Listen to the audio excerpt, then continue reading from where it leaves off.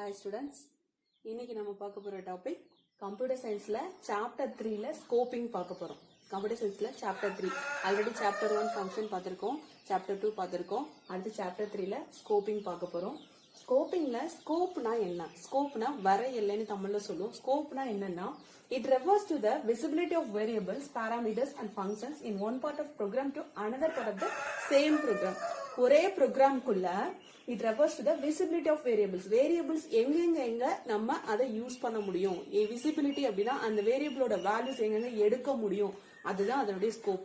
இப்போ ஒரு வேரியபிளோட வேல்யூவை இந்த ஃபங்க்ஷனுக்குள்ள எடுக்க முடியும், அந்த இடத்துல எடுக்க முடியாது அப்படின்னா அந்த இடத்துல மட்டும்தான் அதோட விசிபிலிட்டி இருக்கும், இந்த இடத்துல இருக்காது, அதுதான் அதனுடைய வரையலை. அந்த இடத்துல மட்டும்தான் எடுக்க முடியும், இங்க எடுக்க முடியாதுன்னு அர்த்தம். So it refers to the visibility of variables, parameters and functions. ஒரு ஃபங்க்ஷனா இருக்கட்டும் எல்லாமே in one part of the program to another part of the same program. அதே ப்ரோக்ராம்ல ஒரு இடத்துல இருந்து இன்னொரு இடத்துக்கு எடுத்துட்டு போக முடியும், அந்த இடத்துல அதுதான் அதோடைய விசிபிலிட்டி. எடுத்துட்டு போக முடியாது அப்படிங்கிறது அந்த இடத்துல அது வந்து விசிபிலிட்டி கிடையாது, அதுதான் ஸ்கோப், அதனுடைய வரையல்லை. So next mapping. mappingனா என்ன அப்படின்னா the process of binding a variable name with an object is called mapping.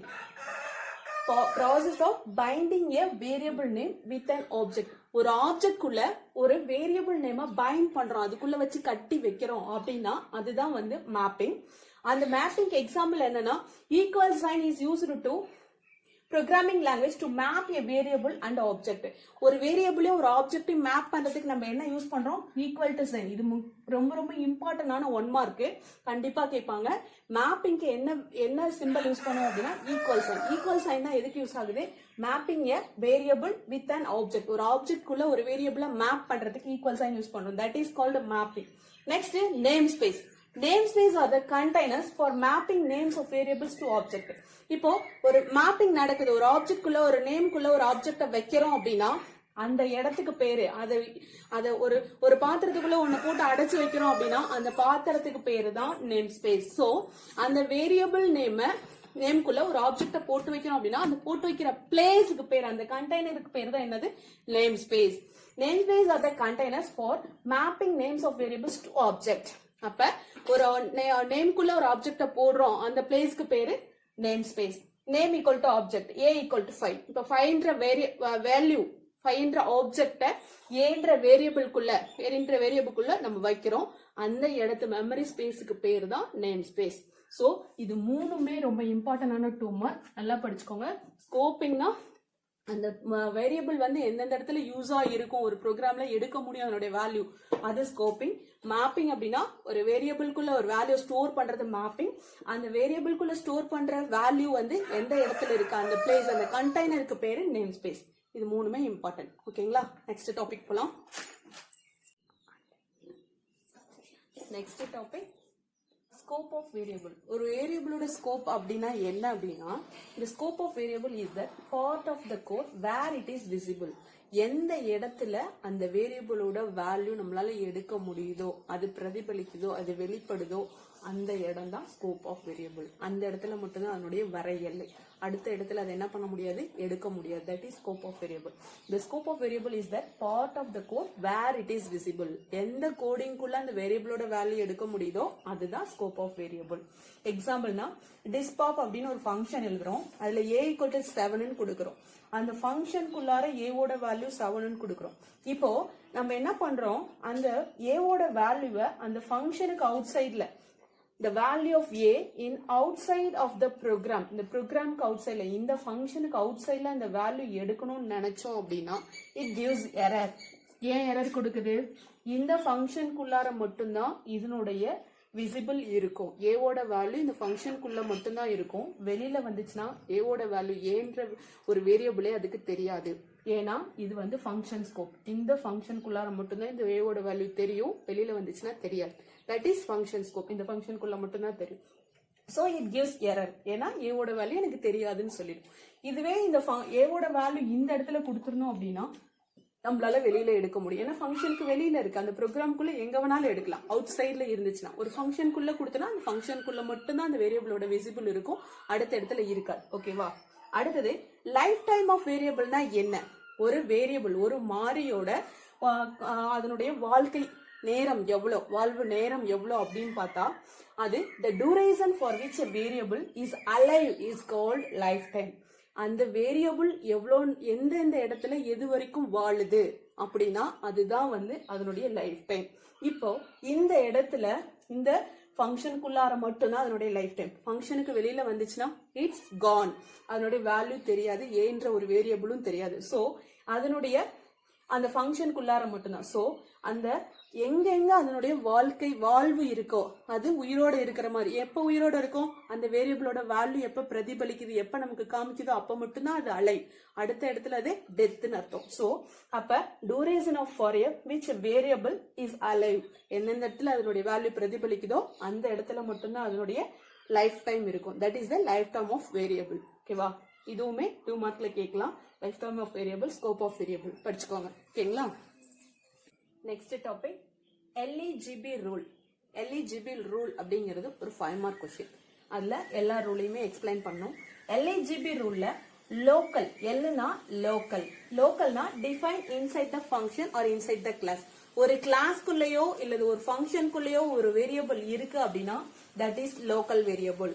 ஒரு கிளாஸ்க்குள்ளேயோ ஒரு ஃபங்க்ஷனுக்குள்ளேயோ ஒரு வேரியபிள் இருக்கு அப்படின்னா அது லோக்கல் வேரியபிள். அந்த வேரியபிள அந்த கிளாஸ்க்குள்ள மட்டும்தான் அதனுடைய லைஃப் டைம் இருக்கும், அந்த ஃபங்க்ஷனுக்குள்ள மட்டும்தான் அந்த லைஃப் டைம் இருக்கும். வெளியில வந்தா அதனுடைய வேல்யூஸ் எடுக்க முடியாது. That is local variable. அடுத்து enclosed. Enclosed means define inside enclosing function, nested function. ஒரு ஃபங்க்ஷனுக்குள்ள இன்னொரு ஃபங்க்ஷன் இருக்கு, ஒரு ஃபங்க்ஷனுக்குள்ள இன்னொரு ஃபங்க்ஷன் இருக்கு அப்படின்னா அதை என்க்ளோஸ்டு ஸ்கோப்ல சொல்லுவோம். ஏன்னா ஒரு ஃபங்க்ஷனுக்குள்ள இன்னொரு ஃபங்க்ஷன் இருக்கும்போது இந்த ஃபங்க்ஷன்ல இருக்கிற வேரியபிள இன்னொரு ஃபங்க்ஷன் இன்னர் ஃபங்க்ஷன்ல இருந்து எடுத்துக்க முடியும். அது வந்து enclosed scope. Next global scope, define at the upper most level. ஒரு ப்ரோக்ராம்ல டாப் மோஸ்ட் லெவல்ல ஒரு வேரியபிளை டிஃபைன் பண்ணிருக்கோம் அப்படின்னா அந்த வேரியபிளை நம்ம எல்லா இடத்துலயும் எடுத்துக்க முடியும். ஒரு ஃபங்க்ஷனுக்குள்ள இல்லாம எந்த ஃபங்க்ஷனுக்குள்ளயும் டிக்ளேர் பண்ணாம அந்த டாப் மோஸ்ட் லெவல்ல ப்ரோக்ராம் ஸ்டார்டிங்லேயே வந்து வெளியிலேயே வந்து நம்ம ஒரு வேரியபிளை டிக்ளேர் பண்ணிருந்தோம் அப்படின்னா அதுதான் குளோபல் ஸ்கோப். அந்த ஸ்கோப்ல இருக்கிற வேரியபிளை அந்த ப்ரோக்ராம் ஃபுல்லா நம்ம எடுத்துக்க முடியும். Okay, next built-in function. LEGB க்கு பில்ட்-இன். பில்ட்-இன்னா reserve name in built-in functions, அது மாடியூல்ஸ் சொல்லுவோம். இப்போ நம்ம எல்லாம் பில்ட்-இன் ஃபங்க்ஷன் அப்படின்னா ஆல்ரெடி நம்ம ஒரு சாஃப்ட்வேர்ல அவங்களாவே ஒரு சில ஃபங்க்ஷன்ஸ் வந்து கிரியேட் பண்ணிருப்பாங்க. C++ல பார்த்தோன்னா நிறைய பில்ட்-இன் ஃபங்க்ஷன்ஸ் படிச்சிருக்கோம். அந்த மாதிரி அது அந்த சாஃப்ட்வேர்க்குள்ளே கிரியேட் பண்ணிருக்கிற ஃபங்க்ஷன் தான் பில்ட்-இன் ஃபங்க்ஷன். அது ரிசர்வ்டு, அதை நம்ம மாற்ற முடியாது, அதை யூஸ் பண்ணிக்க முடியும்.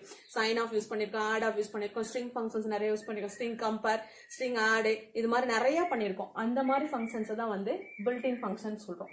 சோ LEGBனா லோக்கல், என்க்ளோஸ்டு, குளோபல், பில்ட்-இன். இது நாளையும் அந்த ஸ்கோப் எக்ஸ்பிளைன் பண்ணணும் அப்படின்னா அதுதான் 5 மார்க். பில்ட்-இன் ஃபங்க்ஷன்ங்கிறது நம்ம அந்த ப்ரோக்ராம் அந்த சாஃப்ட்வேர்ல இருந்து எப்ப வேணாலும் எந்த ப்ரோக்ராம்ல வேணாலும் எடுத்துக்க முடியும். அது பில்ட்-இன் ஃபங்க்ஷன். குளோபல் அப்படிங்கிறது ஒரு குளோபல் வேரியபிள் நம்ம டிக்ளேர் பண்ணிருக்கோம் அப்படின்னா அந்த ப்ரோக்ராம் ஃபுல்லா எங்க வேணாலும் எடுத்துக்க முடியும். அது குளோபல். என்க்ளோஸ்ட் அப்படிங்கிறது அந்த இன்னர் மோஸ்ட் லெவல்ல இருக்கிற நம்ம என்ன சொன்னோம், என்க்ளோஸ்டுனாவே நெஸ்டட் ஃபங்க்ஷன் சொல்றோம். ஃபங்க்ஷனுக்குள்ளார ஒரு ஃபங்க்ஷன் அந்த இன்னர் ஃபங்க்ஷனுக்குள்ள மட்டும் எடுத்துக்கலாம், அது என்க்ளோஸ். லோக்கல் அப்படிங்கிறது அந்த ஃபங்க்ஷனோ அந்த கிளாஸோ அதுக்குள்ள மட்டும்தான் எடுக்க முடியும், வெளியில எங்கேயுமே எடுக்க முடியாது. அதனாலதான் இதுக்கு உள்ள பாக்ஸ். என்க்ளோஸ்டுங்கிறது அது இன்னர் மோஸ்ட் லெவல்ல இருக்கிற ஃபங்க்ஷனுக்கு எடுத்துக்கலாம். குளோபல் அப்படிங்கிறது அந்த ப்ரோக்ராம் ஃபுல்லா எடுத்துக்கலாம். பில்ட்-இன்ங்கிறது அந்த சாஃப்ட்வேர் யூஸ் பண்ணும்போது எல்லாருமே எல்லா ப்ரோக்ராம்லயும் எடுத்துக்க முடியும். இதுதான் LEGB ரூல். இதை ஒன்னொன்னு எக்ஸ்பிளைன் பண்ணா அதான் 5 மார்க். அடுத்தது பார்க்கலாம். Next types of variable scope. Variable ஸ்கோப்ல 4 டைப்ஸ். LEGB ரூல் பார்த்தோம் இல்லையா, LEGB ரூல்ல ஃபர்ஸ்ட் லோக்கல் ஸ்கோப். அந்த லோக்கல் ஸ்கோப் பத்தி பார்ப்போம். லோக்கல் ஸ்கோப்னாவே என்ன சொன்னேன், ஒரு ஃபங்க்ஷனுக்குள்ளார ஒரு வேரியபிளை டிக்ளேர் பண்ணிருக்கோம், அந்த ஃபங்க்ஷனுக்குள்ள மட்டும்தான் அந்த வேரியபிளோட விசிபிலிட்டி இருக்கும், அவுட் சைட்ல இருக்காது. அதுதான் லோக்கல் ஸ்கோப்னு சொன்னேன். சோ இப்போ ஒரு எக்ஸாம்பிளோட அதை பாத்தீங்கன்னா உங்களுக்கு நல்லா புரிஞ்சிடும். டிஸ்பாஃப் அப்படிங்கிறது ஒரு ஃபங்க்ஷன் டிக்ளேர் பண்றோம். அந்த ஃபங்க்ஷனுக்குள்ள கோடிங்ஸ் எழுதுறோம். A = 7 print A. ஏங்கிற 7ன்ற வேல்யூ Aல மேப் பண்றோம். மேப்பிங் சொல்லியிருக்கோம் இல்லையா, அந்த மாதிரி print A, Aவை பிரிண்ட் பண்றோம். டிஸ்ப்ன்ற அந்த ஃபங்க்ஷனை கால் பண்றோம். சோ இதுக்கு அவுட்புட் என்ன வரும், 7. ஏன்னா இந்த ஃபங்க்ஷனுக்குள்ள இதை பிரிண்ட் பண்ண சொல்லும் போது இது வந்து ஃபங்க்ஷனுக்குள்ள இருக்கிற லோக்கல் ஸ்கோப். இந்த வேரியபிள் வந்து லோக்கல் வேரியபிள். அப்ப இந்த 7ன்ற வேல்யூ வந்து இந்த ஏக்குள்ள இருக்கும். பிரிண்ட் பண்ண சொன்னா பிரிண்ட் பண்ணிடும். அதுவே இந்த இடத்துல பிரிண்ட்னு கொடுத்தோம் அப்படின்னா என்ன பண்ணா, அது பிரிண்ட் ஏன்னு கொடுத்தா பிரிண்ட் ஆகாது, எரர் கிடைக்கும். ஏன்னா இந்த ஏவோட வேல்யூ இந்த ஃபங்க்ஷனுக்கு உள்ளார மட்டும்தான், வெளியில வந்துச்சுன்னா அதனுடைய விசிபிலிட்டி இருக்காது.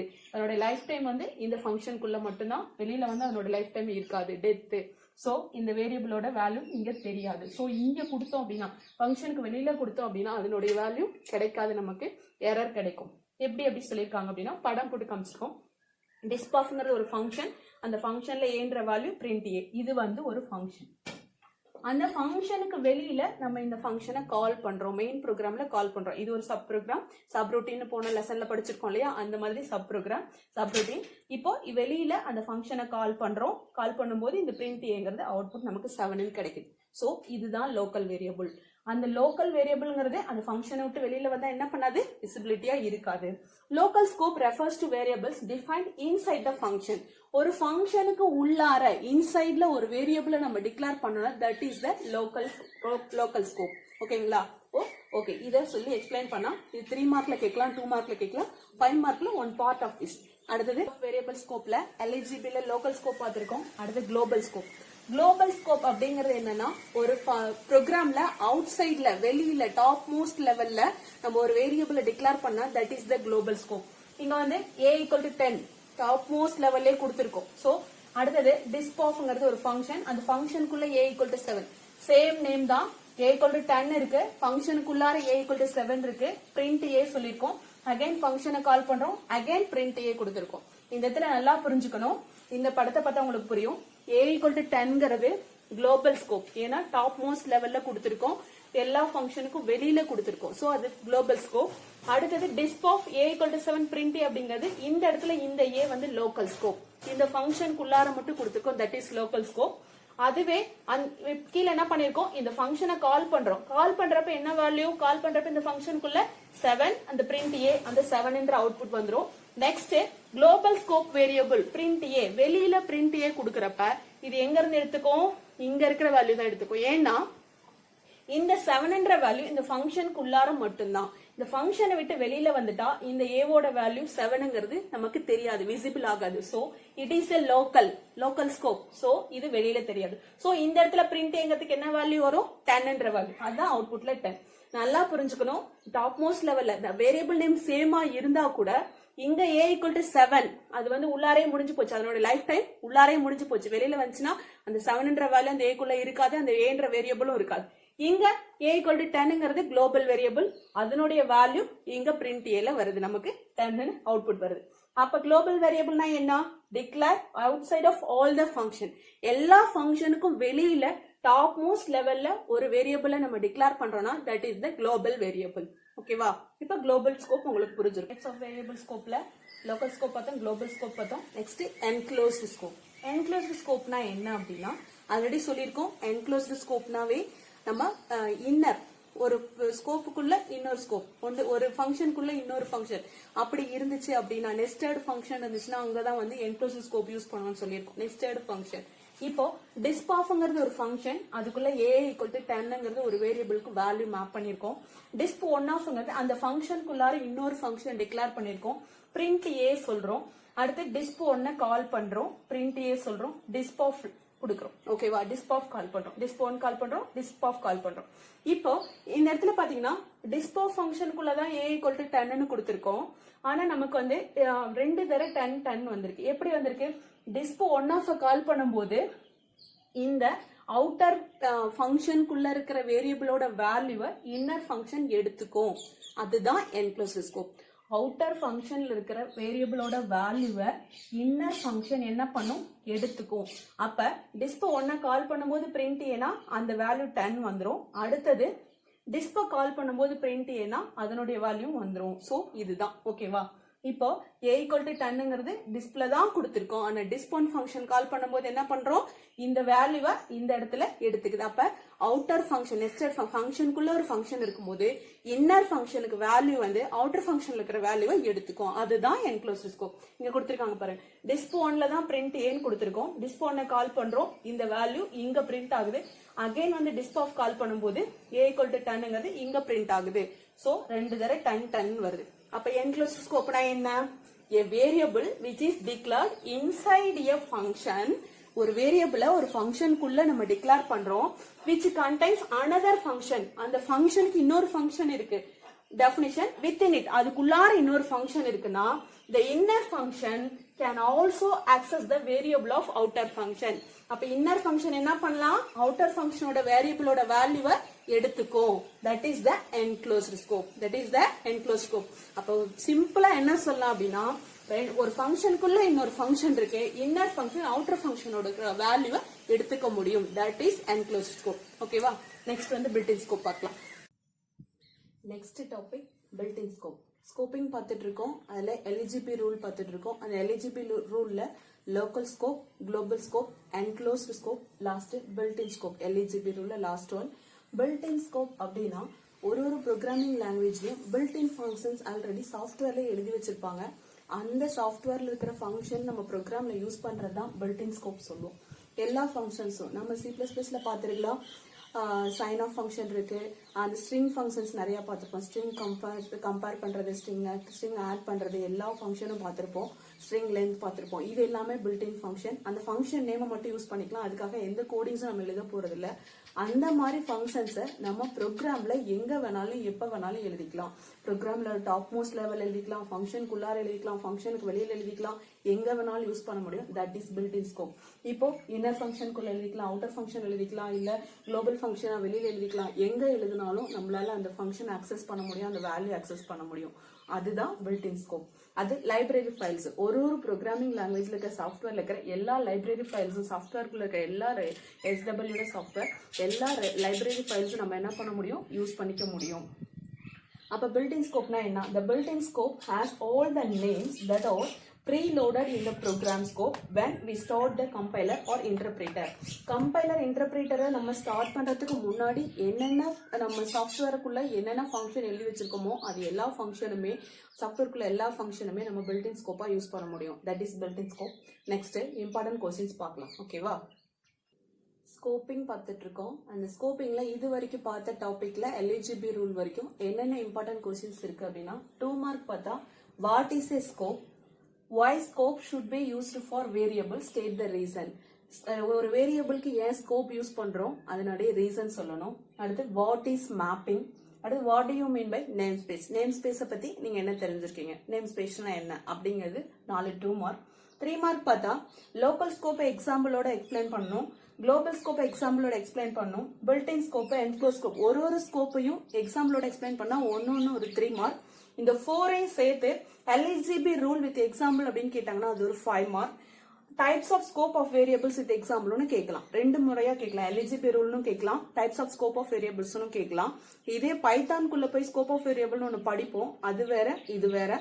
எலிஜிபி ரூல்னு கேட்டாலே நீங்க இதை தான் யூஸ் பண்ணணும், இதை தான் எழுதணும். 4 டைப்ஸும் எழுதி எக்ஸாம்பிளோட எக்ஸ்பிளைன் பண்ணணும். ஓகேவா? These are the important questions. படிச்சுக்கோங்க. இந்த லெசனோட நெக்ஸ்ட் டாபிக் அடுத்த வீடியோல பார்க்கலாம். Thank you students.